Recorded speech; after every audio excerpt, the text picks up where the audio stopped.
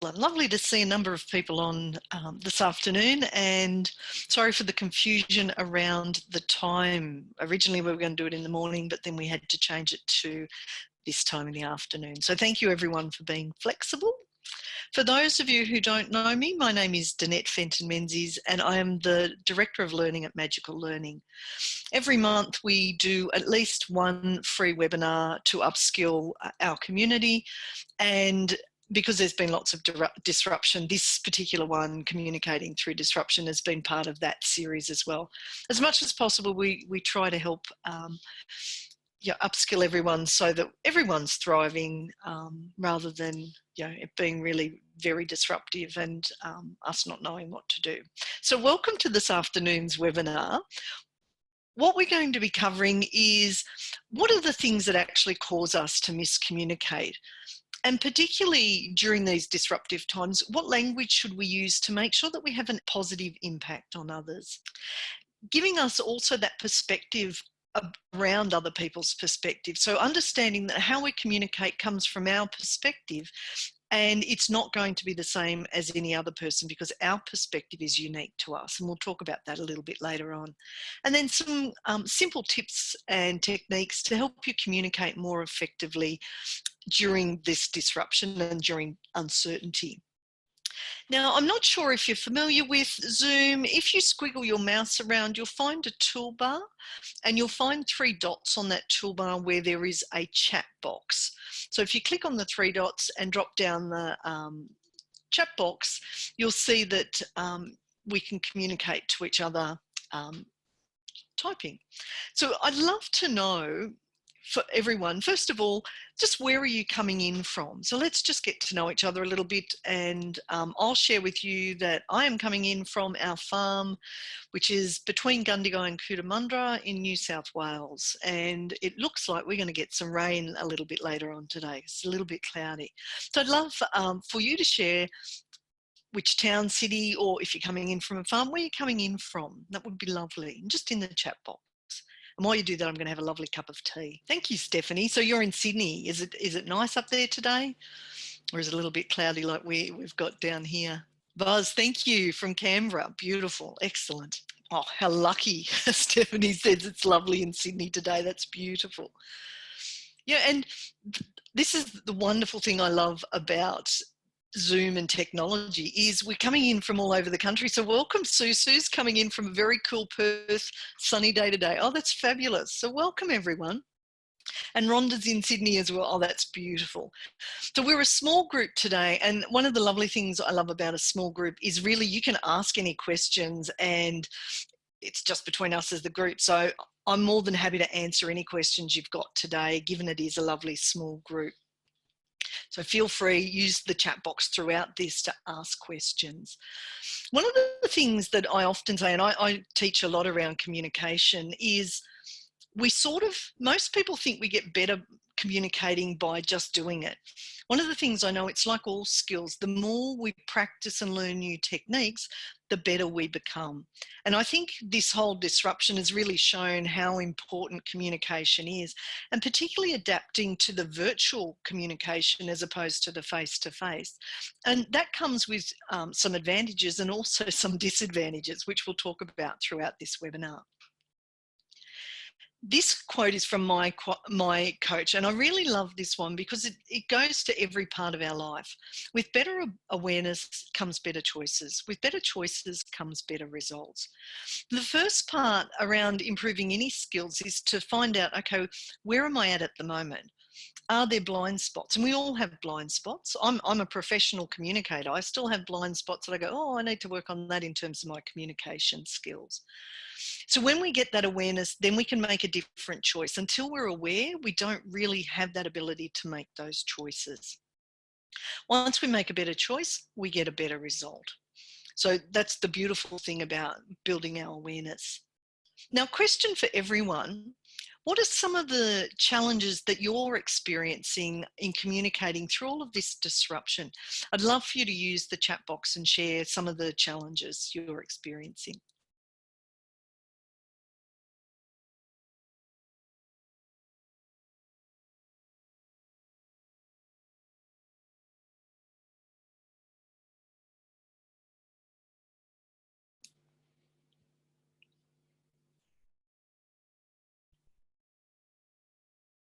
No challenges at all. I bet you've all experienced some. I bet there's been some miscommunication. Some of you may be working with some stressed people. And even though the disruption's sort of settling down a little bit, people are still quite stressed because there's a lot of uncertainty about what's it going to look like as we open up our communities, what will work look like, what happens if we have other or more outbreaks. So all of that impacts on our ability to communicate effectively. Type yes in the chat box if you've experienced some challenges around disruption. So you don't need to share, but just have you experienced any challenges during this disruption, particularly around communication?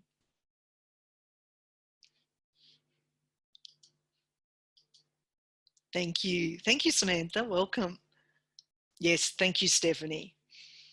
And I actually think it'd be a rare person. Thank you, Sue. I'm feeling a little more frustrated with others. We'll come back to that, Sue. That's actually a really good awareness that, okay, I'm at that point where I'm frustrated now. And all of us really, thank you, Rhonda, have gone through disruption. And with disruption, it means it does impact on our communication and others' communication abilities as well. So I'm really curious, what have you noticed when perhaps you've been in a situation or you've observed a situation where miscommunication has occurred? What are some of the impacts of that miscommunication?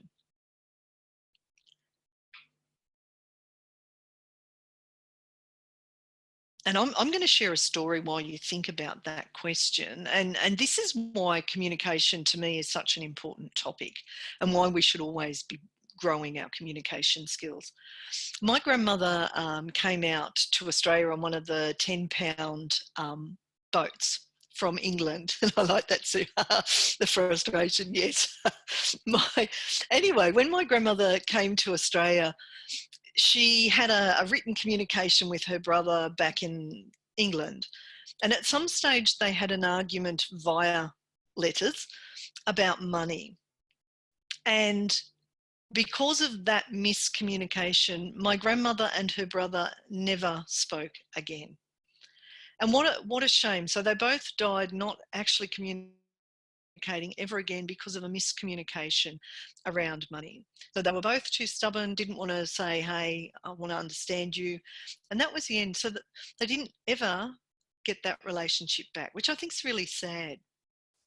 So for me, it's very personal that when we can communicate better, it makes our relationships better, our work life better, our life better as well, because we communicate to ourselves as well, don't we, internally? And thank you, Samantha. It takes longer to get onto the same page as somebody else or into their head, absolutely. And it takes a lot of energy to do this, yeah, far more than normal, yeah. In fact, I think it was Harvard recently had an article about we're getting Zoom fatigue. So even looking, if you're doing virtual meetings, having to look into the camera all the time actually requires more energy and effort than, say, when we're in a meeting. Because when we're in a meeting, we sort of look around like this. However, because you can see yourself in a lot of these meetings, we now go, okay, that's probably looking around doesn't look that good. So we look more at the camera, which again, as Samantha said, requires more energy. So, you know, when we're tired, we're more likely to miscommunicate. When we're frustrated, as Sue said, we're more likely to miscommunicate. We're going to go through the brain in a second to explain why that is. The thing is, when we miscommunicate, it does take so much longer to get on the same page again, to build that trust up again, because when we miscommunicate, often trust is fractured as well. Therefore, there are a lot of benefits for making sure that we communicate even better. Now, I've got a fun fact. I've started adding these to our webinar. I hope you like this one. So in terms of understanding others, our hearing is slower than our brain's ability to think. So we listen to about 100 to 125 words per minute, while our brain processes at up to 300 words per minute. So if you've ever noticed yourself where someone's talking and maybe they're taking a little longer to get to their point and your brain starts chattering, you'll miss what the other person's saying because our brain's actually processing faster than the person is speaking. And that's why often, really good communication is around really good listening as well. And yet it's so easy to get distracted because our brain continues to chatter far faster than our brain takes to hear what others are saying. So fun fact, our brain definitely processes faster than we can listen. Now, in terms of causes of miscommunication, I've sort of put this in 4 key areas. And the first one is our brain. So the grey matter in our head. What we know is that when we get stressed, which has been happening a lot, our blood flow is sort of moved or diverted from the front of our brain, which is called the prefrontal cortex. And that's where we do all of our thinking, creativity. And it's given more to the survival mechanism where we do the fight, flight, freeze, or flock. I'm always careful how I say the flock because it can come out a bit wrong. So when we're stressed, people either fight because back in cave people days, they might have had to beat over the head the saber-toothed tiger, or we flight, meaning we run away or just sort of clam up. We freeze, or afterwards we often come together and talk. So what happens when our brain starts to perceive threat is that it literally diverts the blood flow away from the part of the brain that would pick up what the other person is saying, what their body language is doing, etc. And that blood flow is diverted to the survival mechanism. Now, in that space, a couple of different things happen in terms of our brain's ability to support us to be good communicators. So the first thing that happens is if we're under high stress, our brain's IQ or our IQ will be cut in half in 7 minutes. So when you observe someone who's been put under extreme pressure, what you'll notice is they have very little capacity to be able to recognize what's going on, to be able to speak properly, etc. And that's the function of the blood flow being moved from here to the survival mechanism. The other thing we see, particularly during disruptive times, is if the blood flow is here, I am far more likely my brain is actually searching the horizon for threats. So we know on average that our brain automatically, 64% of our thoughts are more negative. So they're focusing on the horizon, looking around to see, is there any threats? Now, I know the threats are no longer dinosaurs. The threats, however, could be an upset colleague, for argument's sake. Or, some of you might have children at home, partner at home trying to work, lots of noise and disruption while you're trying to concentrate. Again, that can impact our brain.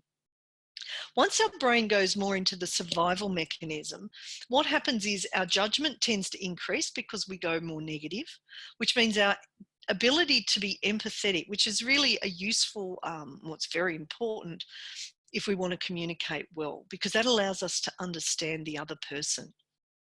It also reduces our ability to make good decisions. And if we are the leader in our team, even if we are leading them remotely, if we're on a video or an audio, they will pick up through 2 fangs at the front of our brain called mirror neurons. They pick up the emotions that our leaders are going through. And if our leaders are a bit stressed or a bit upset, what happens is those emotions become contagious. So our mirror neurons pick them up and go, ah. Our mirror neurons basically are designed to keep us safe. So back in tribal days, what their function was if the leader came in and was about to sort of communicate something, everyone would pay attention to the face and the body of the leader. And the mirror neurons would be looking at, is it safe or not? So if the leader came in, and I'll move in a bit closer to the camera, if I was looking like, and I was the leader, automatically your mirror neurons would go, uh-oh, there's something seriously wrong. Versus if I was the leader and I came in, I was like, all of a sudden your mirror neurons would go, it's safe, and the blood flow would remain here in the thinking part of the brain. If I did the scary face, the first one I did, the blood flow would start to automatically get diverted to the fight or flight because my brain would go, it's not safe. The leader's looking threatened, therefore your brain and body go, okay, survival is more important than thinking. And so it literally overrides and strips that blood flow away to our fight or flight. So that can obviously impact our ability to communicate, because if we don't have blood flow here when we're communicating, we're actually not conscious of what we're saying. Two, we're also very unlikely to pick up how the other person is reacting. And we see this particularly if you've ever worked with someone who's super aggressive. In the times when they're super aggressive, they're in the fight. So the blood flows here, they're in the fight mode. And if you ask them afterwards, what were you thinking? They really wouldn't be able to tell you, because the blood flow is not there to actually pick up what's going on. We see this also with things like road rage. Now, I'm not excusing those behaviours. I'm just making you aware this is, our brain just overrides the thinking the moment it detects threat, particularly strong threat. Now, part of what our brain does is it thinks. So our thoughts are the second area that can create miscommunication. What we know is that at any given second, and I'm going to ask you all in a second to just become really present, we are receiving about 2 million bits of information. Now that comes through our 5 senses. So while you might be aware of me talking, you might be looking at the slides, you might be watching the video a little bit, your body is also, and your brain are picking up, are you warm? Are you cold? Are there noises outside? Have we got enough light? Can I taste anything? Can I smell anything? And a lot of that you're not aware of, because if our brain actually had to digest those 2 million bits of information every second, I reckon it'd fry pretty quickly. So what happens is our brain basically deletes some of that information and goes, it's not relevant at the moment, so it sort of gets rid of it. It sometimes distorts it. It certainly chunks it down for us. So what often happens is the information that actually gets through to this part of our brain is about 64 bits per second. And our brain then chunks that to about 5 to 9 bits of information. And if you've ever tried to learn something and you haven't learned good memorizing tricks, if someone says, okay, I want you to remember these 10 dot points, most people get to about 3 and your brain's starting to go, I heard 5, oh. And then by the time you're about 7, your brain's going, now what was number 1 again? And so our thoughts, because we get so much information into our brain will filter a lot of that out. So it's not surprising that often what we think we hear and what we think we've said are not, as if we listen to the recording, aren't always exactly the same, because of what our brain does to chunk that information down. So that can cause people to believe that they've communicated really clearly. However, not always has that been the case. Part of that also is the mind. So the thoughts are things we have, but we also have a mind that chatters along all the time.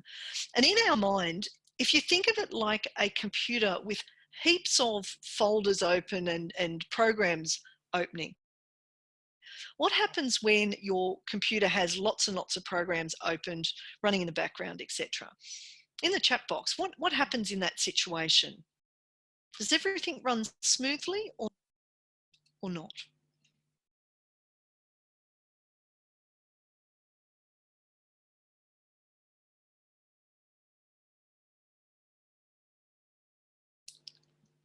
It doesn't run smoothly, does it?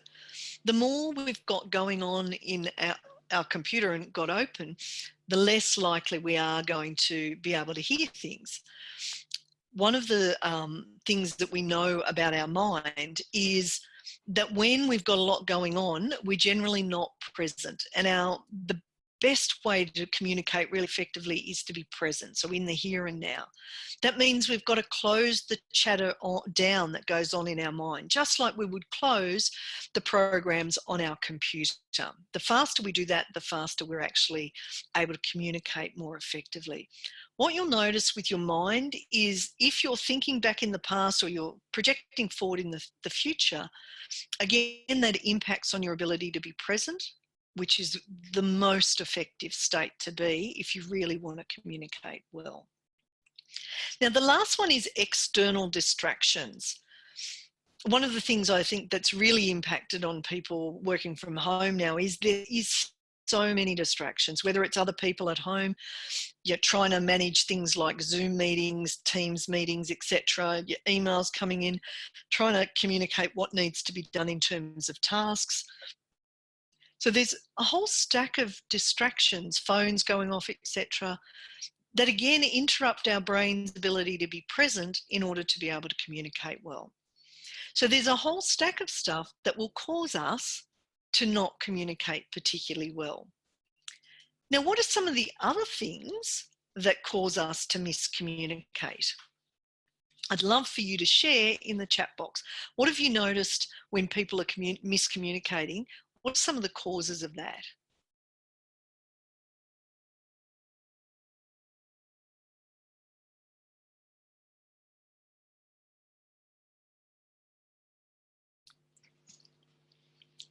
And some of the things I'm noticing, thank you, yes. So Sue, they get selfish, and this is usually a sign that they're under threat, or they feel they're under threat or under pressure. Again, not excusing it, it's just we see that type of behaviour when people feel threatened, not by a person, but just by the stress of the situation at the moment. What we tend to see, and it comes with that selfishness that Sue talked about, is that the ego tends to come out more. And what I know as a coach is that ego represents the person is fearful. Thank you, Stephanie. Yeah, the language, reading a message in different tone than was intended. Absolutely. So when people are sharing communication via the written mode, so whether it's texting or emails, it's really easy to misconstrue the meaning of what the other person is trying to get across to us. And that obviously causes miscommunication. People not being present, so multitasking, when they multitask, they're not going to communicate, particularly, again, if they're using email or text. We also know that our brain, the moment it detects something as boring, it actually stops wanting to listen to that or read that information. You may have all seen, and I'll just type it in the chat box, the acronym TLDR, too long, didn't read. And what that means is really part of our brain's function, because our brain is 2% of our body's mass and it uses about 20% of our energy. Our brain is such an energy hungry beast that anything that's going to chew a lot of brain energy, the brain basically goes, nah, too hard. So if it's boring and it's long, the brain goes, I don't want to let that up to the thinking part of the brain. In fact, we know the fastest way to get information up to the front of your brain is using the acronym NIP. And NIP stands for the information either needs to be new, because then your brain goes, oh, I probably should pay attention to this because it might be something that keeps me alive, because it still runs on that survival mechanism. I stands for interesting. So if anything's interesting, and you'll find yourself on social media, swipe, oh, interesting. And so you'll stop. And that's because your brain goes, oh, interesting, probably need to pay attention to this. And if, for example, and P stands for personal. So if, for example, I say Rhonda, and even if Rhonda's doing something else, all of a sudden Rhonda will come back going, oh, I just heard my name. And we know this in crowded rooms, someone says your name, such as Tanya or Sue or Stephanie or Samantha or Rhonda or Buzz. The moment our name is muttered in a room, our brain actually goes, whoop, because back in cave people days, if someone said our name and we didn't pay attention, it was likely we would be eaten or at least maimed. So that still works. So if information's new, interesting or personal, it is less likely to get miscommunicated if the person is present, because I go, oh, I need to pay attention to that. The other thing is some of us will be more visual. Some people will be more auditory, some will be more tactile, others will be quite logical, some will be quite creative. So depending on our preference, we use that preference, and that can cause miscommunication if the other person has quite a different preference. And I'll talk a little bit more about that a little bit later. Now, I love this particular quote, and this comes to great communication. I've learned that people will forget what you've said, people will forget what you did, but people will never forget how you've made them feel. Dr. Maya Angelou. Now, she was an incredible writer, and she was very much about make sure that when you communicate with really good intention. So you have a positive impact, which is a beautiful segue into the next section, which is around positive language. So one of the things we know is that as people get stressed, their language tends to become more catastrophized. And by catastrophized, here's some of the words I've heard in the last week from people I've been coaching who are a little bit stressed. I'm dodging bullets. This is a disaster. I feel overwhelmed. Now notice those phrases, the language is very catastrophic, so big, very emotional. And if we continue to use those words, we are likely to stay stressed longer. So one thing you may or may not know is that our thoughts, which include what we speak or what we speak internally, so externally or internally, create emotions. For example, if I say, that's outrageous, automatically my emotions are going to start happening. So I'm not going to be calm anymore. I'm not going to be present anymore. I'm going to be more in the negative frame of mind. So I'm going to have a negative emotion. The moment those emotions are triggered, chemicals are released into your bloodstream and my bloodstream, whoever is being impacted by the language. So if it's a more negative language, we'll see adrenaline and cortisol go through our bloodstream, both of which are designed to help us escape from a threatening situation. So the blood flow is no longer here at the front of the brain where we could think about it, stripped to the side of the brain. We get those chemicals go through our body, and the last thing we notice is we have a reaction to that. So you might get a flush, for argument's sake. Your breathing will change also. Equally, if I use more neutral language, so it is what it is, we're all in this together, that language creates more calmer emotion, particularly if I'm speaking with that calmer tone. And that will keep the blood flow at the front of our brain. We also know as a brain hack, and this time I'm going to get you to use the chat box because I love for you to interact with me. Who would like to know a brain hack that will increase your brain's proficiency by up to 31%? If you would like to get that outcome, put a yes in the chat box, please. Thank you, Samantha. Wow, yes. It's beautiful. Oh, yes, please. Excellent. Oh, I love this. Okay, watch me party dance here. This is awesome. Do you know what it is? It's really simple. I'm going to lean in again because I need you to see. When we genuinely smile, what it does is it sends a signal to our brain that the environment doesn't have threat. That in fact, this is the time for the brain to work really well. So by doing a genuine smile, our brain goes, it's safe. The blood flow that's supposed to be at the front of our brain where we do our thinking and creativity is released back up there, and we work best with our brain when we are smiling. Isn't that amazing? So a simple thing like a genuine smile helps us to use our brain better, and it absolutely helps us communicate better. How awesome is that? I love that, Sue. Nan used to always say, smile and the world smiles with you. How true is that? If you're leading a team, this is one of the beautiful things we can do. We can smile, and the moment we smile, it sends a signal to our team, it's okay. We're all in this together. When we frown, this is literally what happens. The moment we as leaders frown, and I'll do it here, scary look, hey. The moment we frown, our team look at us and go, uh-oh, there's something wrong. And because the blood flow is diverted to the threat or the survival mechanism, it literally becomes each person for themselves. Versus, as Suze Nan used to say, smile and the whole world smiles with you. It actually is also your whole team is then far more likely to be working with you.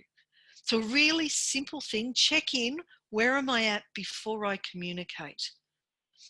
Because that's a positive. As I said, if you can't be positive, go to neutral. It is what it is. We will get through this. Because at least in that state, your brain's still got the blood flow here and it's looking for opportunities and possibilities. It's also looking for growth. Yeah, it does. That's so true, Sue. Even works on big, scary dudes, lol. I agree. Yeah, when we smile at another human being, it's an automatic reaction that they smile back. And we communicate with people we like. When people smile at us, they're signaling, I like you. So we want to work with them. We want to communicate. We give them the benefit of the doubt. It increases trust. There are so many beautiful things we can do just by working with our brain and smiling.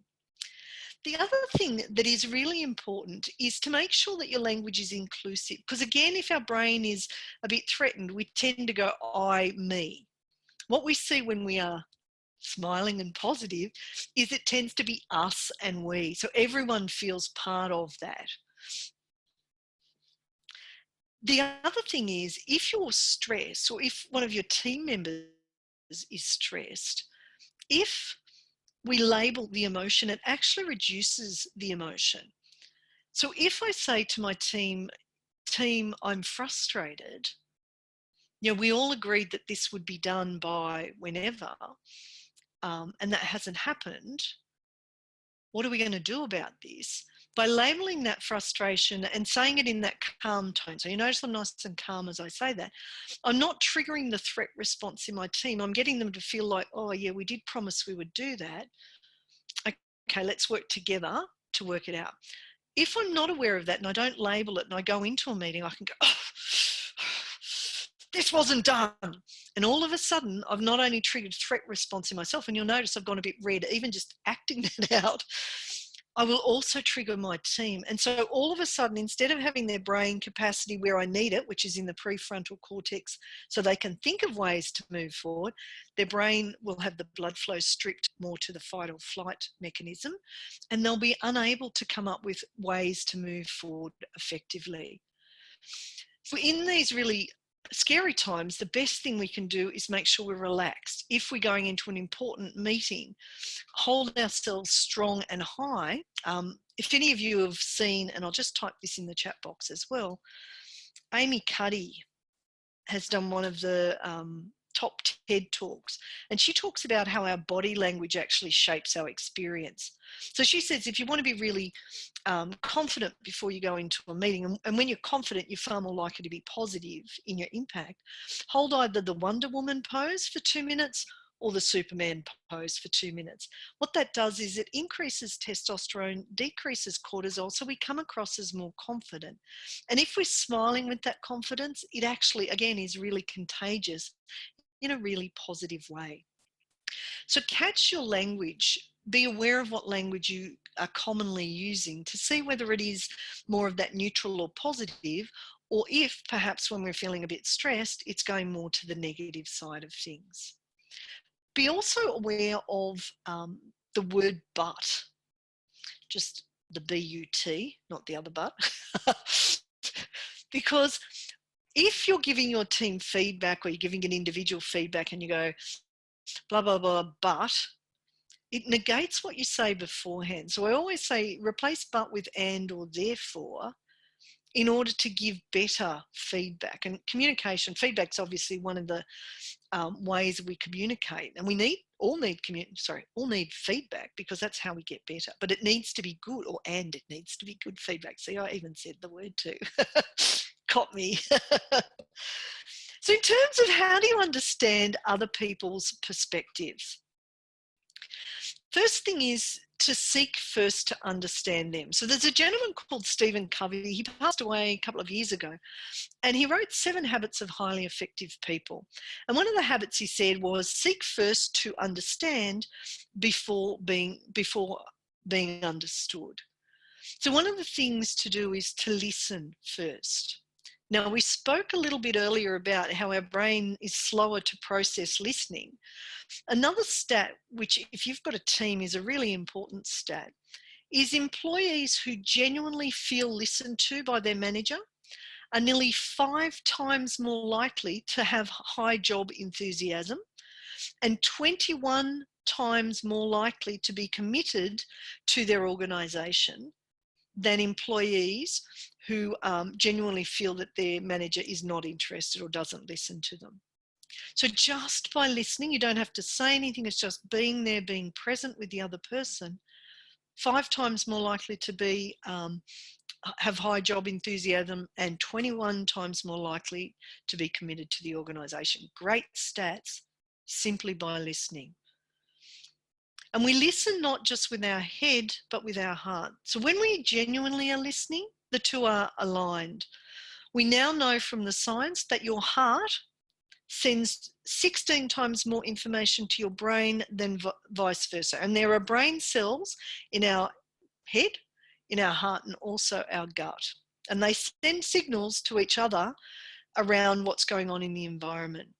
So what we know is that when your heart is going da-dum, da-dum, da-dum, da-dum, so it's nice and relaxed, it picks up not only the threats that are in the environment, but also the opportunities in the environment. It is the best place to get great ideas to help you in your work role, if you're running a business, to run that business more effectively, because you'll spot more opportunities than anyone who's in threat. Because the moment our heart's gone because we're threat, it sends a signal straight to the brain, under attack, and the brain literally puts the blood flow to the side of our brain. We don't communicate, we don't pick up those opportunities at all under that situation. So one of the things I also am seeing a lot at the moment, people don't like the disruption, so they want it to stop. Now we know it's not going to stop anytime soon. What we do also know, however, is that we can control ourselves and how we, the thoughts we give to those things that are happening to us. So I can't control anything else, but I can control myself, and I can control the thoughts I have around what's going on. And to give you an example, on Sunday night I was running a webinar that was out of Dubai. And it was the first for this particular organisation. I was doing it with a business partner of mine who's based in Hong Kong. I'm normally in bed at 8:30, so it was a 9 o'clock start because that was 3 p.m. in Dubai. And I was like, oh, tired, it's a Sunday. Okay, get on, get ready, get on, and the video's not working.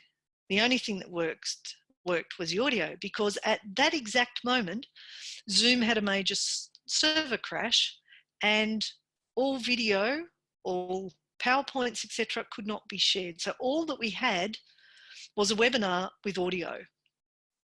So I knew that if I didn't take a couple of really deep breaths, it was going to be a pretty stressful and not great webinar. So I said to the participants, well, there you go. This is a first for me. I thought I was doing a webinar, but tonight I'm doing a podcast. And they all wrote, chuckle in the chat box. I relaxed, and all of a sudden it went ahead, and it was a great podcast. So when you give yourself that ability to pause, okay, I control me, I control the thoughts I have around this. I choose to be calm, I choose to be present, I choose to be here to serve. That allows me to understand, get in a really calm space, and it also allows me to pick up what's going on for the other people. If my head is chattering, my brain, my mind, I'm unlikely to be able to understand the other person's perspective. And literally every one of us sees the world differently because of our values, our beliefs, our experiences. So while you might believe yours is the only perspective, the faster we listen to another person, understand their perspective, the faster they will be to listen to us and try to come to some sort of common understanding. So any concerns you have about communicating during disruption? Share in the chat box. I'm just going to have a drink of water while you do that.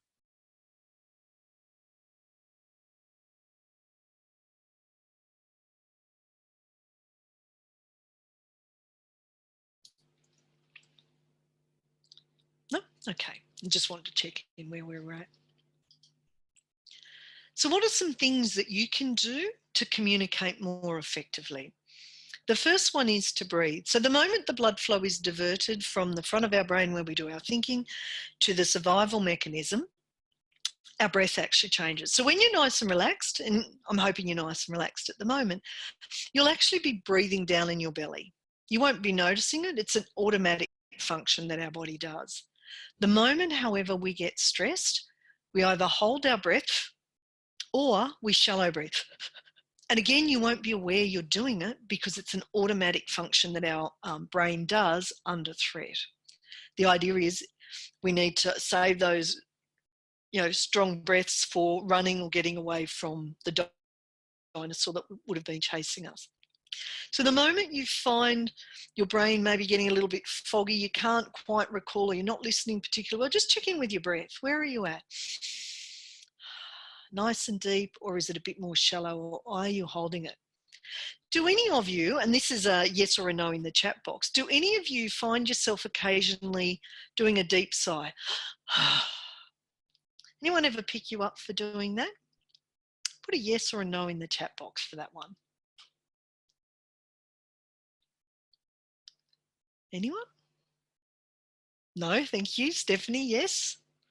Beautiful. Samantha, yes. Okay, great. Because I want to explain what that actually is. What we now know is that if someone says to you, hey, that was deep sigh, it's actually that you've been holding your breath and your body goes to get your breath back down to your belly. So it's really interesting. Pay attention the next time someone picks you up for doing that deep sigh, or if you pick yourself up, and just check in, where is your breathing?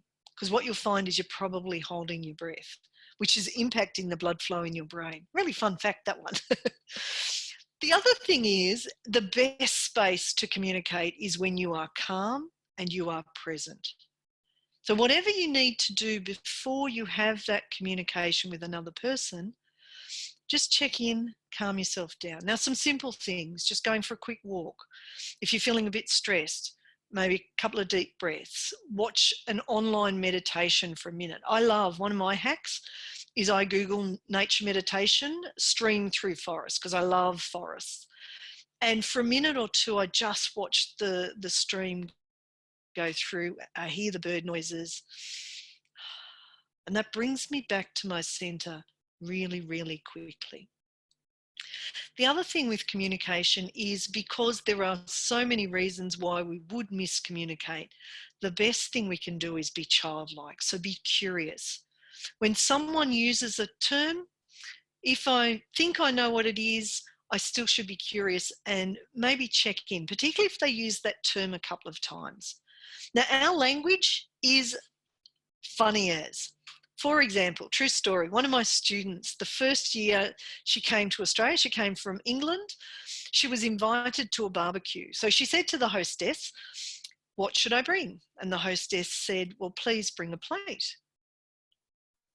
Okay, my student thought, bit odd, maybe they don't have enough crockery. So of course she turns up to the barbecue literally with a plate. Now, obviously in Australia, when we say plate, we mean plate with something on it. However, even though same language, English, Australian English versus English, had a different meaning. Some of the words that I really see trigger other people and absolutely cause miscommunication because people aren't curious are words like respect, appreciation. So everyone has a different definition of respect and appreciation. And I'll give you an example here. If you perhaps have a discussion at home with, say, your partner or your children, for argument's sake, maybe you come home, this was when we were allowed out, you would come home and maybe there was clothes on the floor, or the toilet seat was up or down, toothpaste was squeezed the wrong way. Often we would get frustrated about that, particularly if we were a bit tired. And so, conversation might be, you don't, every time I come home, the toilet seat's up or it's down, or toothpaste is the wrong way around, clothes are on the floor. It's not the toothpaste, the toilet seat, or the clothes that's the issue. It's actually that you don't feel appreciated or respected. When we're really frustrated, we don't have that language because we go to the simplest thing, which is the clothes on the floor, etc., rather than sitting down and going, okay, what am I actually upset about? It's not really the clothes. It's actually that I don't feel appreciated. So I fold them neatly and then they end up on the floor again. And that feels like no one appreciates my time and my effort. And that's why curiosity is a great space, because in curiosity, we listen not just with our head, but also with our heart. Kids are fabulous because I'll ask questions. If they don't understand it, they'll say, you're using that word. What does that word mean? As adults, we often go, well, I'm not going to ask that because it means the same thing for all of us. Most of the time, particularly if there's miscommunication, the words are being defined differently by people. Really notice if someone's upset and they use the same term a couple of times, and actually ask them, when you say that word, just want to be on the same page as you. Can you explain that more to me? Because our language really is quite complicated. And it comes to the next dot point about simple language. Because under threat, there is less blood flow here, more here. The simpler the language we use, the easier it is to communicate more effectively. Less words rather than more, simpler words rather than complicated words works much better with our brain. Again, going back to the new, interesting or personal, something that's simple is far more likely to get through to the front of your brain than something that's long and complicated, because our brain will go TLDR, too long, didn't read. The other thing is, if it's really important that you communicate something, repeat it 3 times. So tell them what you're going to tell them what you are going to tell them, and then just share with them what you had told them. That way people get the message. It is so easy to be distracted when someone says something once. When it's twice, you sort of might pick up one of them. 3 times, you're far more likely to get that message across at least once to a person. The other thing that I think is really important is ask questions. So the best way to engage in a conversation is to say to the other person, tell me more about that. I want to understand that. I'm curious. Can you share more about that? By doing that, we connect. The trust goes up, and therefore we are far more likely to get each other easier because we're smiling, we're relaxed, we trust one another. When there's low trust, it looks like this. Closed body language, frowning. So blood flow's not here, it's here, less likely to pick up that information. When we're curious, we're asking questions, we have that beautiful open smile, leaning in to listen to the person, far more likely to have good communication. We also know if we're doing video like we are at the moment, if you're speaking to me, if I lean in a little bit and I just turn my head a little bit to point my ear towards you, I'm indicating that I'm listening to you. Now, I know we wear headphones and stuff like that, but if you're not wearing them, just doing that little gesture says to the other person, hey, I'm listening. Because listening says to the other person, I'm interested in you, and they are far more likely to want to communicate with us when we do that. 2 other things that I'd love to share. And the first one is, if you want to get better as a communicator, every day, rate your day from 1 being my day was horrid through to 10, my day was excellent. And then in terms of your communication, because most of our day is around communicating, what do I need to keep doing? Because that communication worked really well. What do I need to stop doing? Because that thing that I tried to do really didn't work. And what do I need to start doing? So keep doing, stop doing, start doing. Now, if you change one thing about your communication every day, just a little tweak every day. So, from today on, maybe you go, Danette had that point about the 31% increase in proficiency if I smile.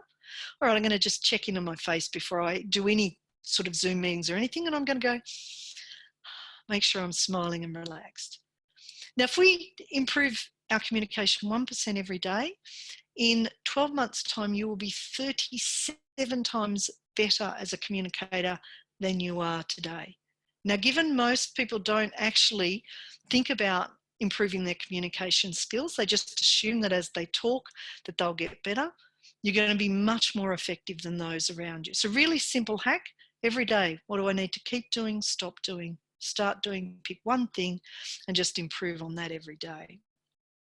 The other thing that I'd say, actually there's 2 more that I want to share with you. First one is the most effective form of communication is face-to-face. Now, some of you will be back in the office, some of you will still be working from home. Face to face, we're able to pick up what the whole body is saying, not just what the mouth is saying. So that's first most effective form of communication. If we can't do that, second most effective is video, because again, you can see what the body, the face is doing, as well as hear. After that, it's audio conferencing or the phone, because at least I can still hear the changes in your tone. The least effective is where we text or we email. Because as we said a little bit earlier in this, when we text and email, and I think Stephanie said this one, we may be misinterpreted, so the writer, what they write, the other person may pick it up as a different tone. We might have used a trigger word and they react to that rather than respond. So it is really important, as much as possible, if it's an important message, either face-to-face or video is the best. That can mean, and normally I don't have my phone in front of me, but I do have my phone here. Instead of sending a text message to someone, record a video or record an audio file and send it to them. When you send a video file to someone instead of a text, their response will be incredible. They will be far more engaged and they will light up because they see your intention versus the time it takes to type your intention, which can be misconstrued because of the language we're using. So it's a really simple thing to do, as much as possible, face-to-face or video wherever you can. Audio next best, least best text or email. And the last thing I wanted to say before I come to questions is around change your words to change your experience. There's a gentleman called Tony Robbins that some of you may have heard about. He was in a situation where he and two other business partners were dealing with another business, and they got to a situation where they felt ripped off by the other business. And they were having a meeting after the three business partners were having a meeting, and two of them were frustrated. And one of them was sort of like a bit neutral. And they're like, aren't you frustrated? Aren't you angry? And the person goes, well, I'm a little bit peeved. They're like, no, you should be really angry. And so, well, I'm just peeved. Frustrated, angry, strong emotional reaction. Peeved, so-so. By changing his words, Tony Robbins actually took that on and started changing from angry or frustrated to peeved. And he said he would laugh at himself, where he'd get all riled up, he'd going to say something and he'd go, you know what, I'm a bit peeved. The other person would go, oh, okay. And he'd laugh at himself. And then he'd calm down, smile, blood flow would come back here, and he would have a much better conversation. So there's some simple things you can do to improve how you communicate. Now, I'm curious, what are some things you're going to work on in terms of improving your communication moving forward? So in the chat box, I'd love for you to share at least one thing you're going to do differently following on from this webinar.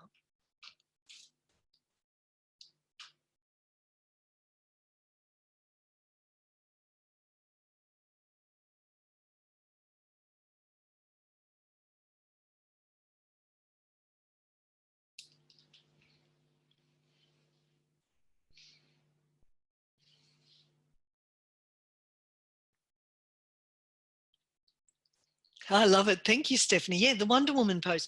It's a beautiful way. Well, that was the Superman one. This one with our hands on our hip, of really just improving your confidence. Anytime you go into a job interview, you have to do public speaking or anything, just a lovely way of boosting your confidence. You only need to do it for 2 minutes.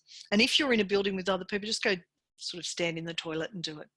Samantha, beautiful. Smile more and check myself with this to lead by example. I love that. That's fabulous. Sue, definitely the daily 3 reflections. And I can't wait to hear the impact doing these has on you, because every day, if we just try something new, or we take time and say for the next month, Stephanie does the Wonder Woman pose each time she wants to improve her confidence, over time, she'll automatically become more confident. Samantha, the more you smile, the more it's going to become contagious. And you'll notice that when you're communicating, you'll be more relaxed, which will be beautiful. And so I can't wait to hear about those daily reflections and what you learn from that. That's how I've improved myself. So 21 years of doing it. I've become a better communicator. I've still got work to do, but that's okay. Right, I love that. Definitely the Superman pose. Beautiful. Again, for that confidence. Confidence makes us more effective as a communicator. The webinar I was doing that turned out to be a podcast. One of the things people wanted to know was, how do I get more presence? So how do I create that presence as a speaker, as a communicator? And what we know about people with great presence is they are entirely present, they are calm, they are interested in the other person, and they're empathetic. So one of the great hacks of beautiful, good communication is being really nice and calm. In that space, you are going to be more powerful in just about every area. I love that, Sue. Normally do the 3 things I'm most grateful for from your day, no matter how bad or good that day is. Excellent. And then you can just add those: start doing, stop doing, keep doing.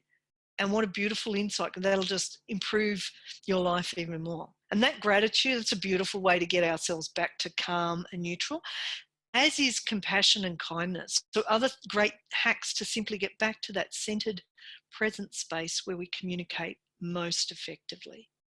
I love it. All right. Now, questions before I share some resources and that with you. Is there any questions that I haven't answered in this webinar that would be helpful before we finish up? It's got about a couple more minutes.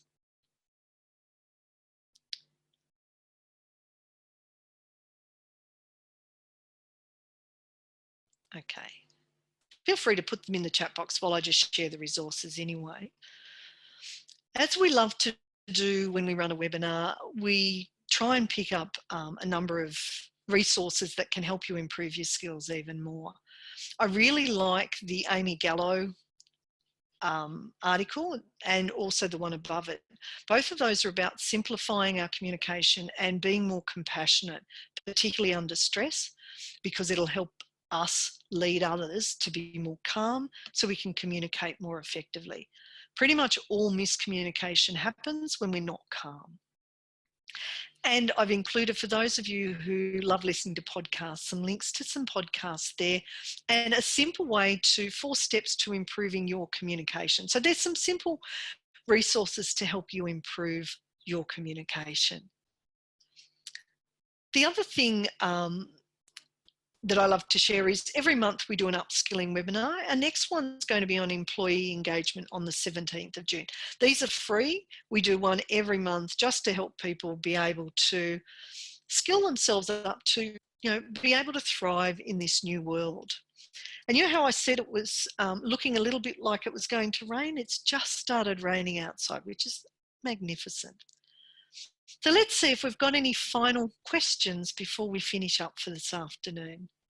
And I must say, thank you so much, because you've been such a great group in terms of that interaction. It makes such a difference for me. Any final questions? Okay. No, doesn't look like we have any final questions. Well, I'd love to say thank you. Yes, so that's actually a really good question. Sue asked, is there a handout or recording of this available later so we can access the links? Absolutely. What happens after this is my team take the recording and they send you an email with the slides as well as the links to the different resources as well. So feel free to use those. Also feel free to follow us on social media. Whatever the theme is for the month, we love to share a whole stack of resources to support people. This month's current theme is life-work balance. And all of our webinars that we've done previously, we also record and put on our website, magicallearning.com. So feel free at any time to access them. And if we can help in any further way, please feel free to reach out. I hope you have a magical rest of the afternoon and week. And thank you so much for the wonderful interaction we've had this afternoon. Unless there's any final questions, you can go and enjoy the rest of your afternoon. Thank you, everyone. And I'm a big hugger, so there's my virtual hug. Have a great afternoon, everyone. Thank you so much.